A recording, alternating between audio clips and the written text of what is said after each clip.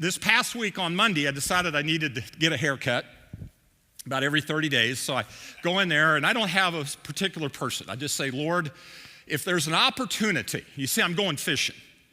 And I begin with prayer. God, if there is an opportunity to share you with someone else, then open that door. Let me be attentive to it, and let me be a good listener.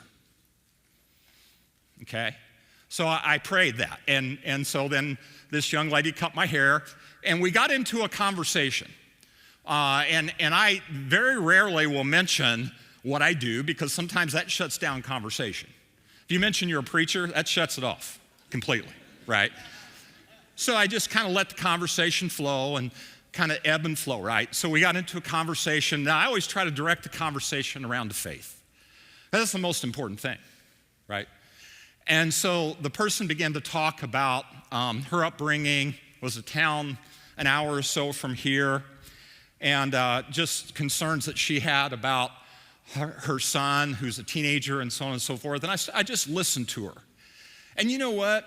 I didn't invite her to church because that wasn't place.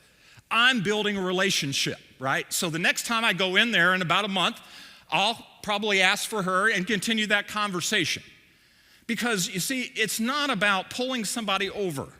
It's about just allowing the Holy Spirit to open the door and then maybe share a word of encouragement, maybe say, hey, you know, I'm going to pray for you. And when you say you're going to, do it, right? And just sort of planting seeds of influence. And because so many people don't want to get into this whole evangelism thing because they've been burned by it, or they've heard horror stories about it, or they think, well, I don't have enough knowledge of the Bible, or this or that, and they have all kinds of excuses. Friends, it's just about being real with people.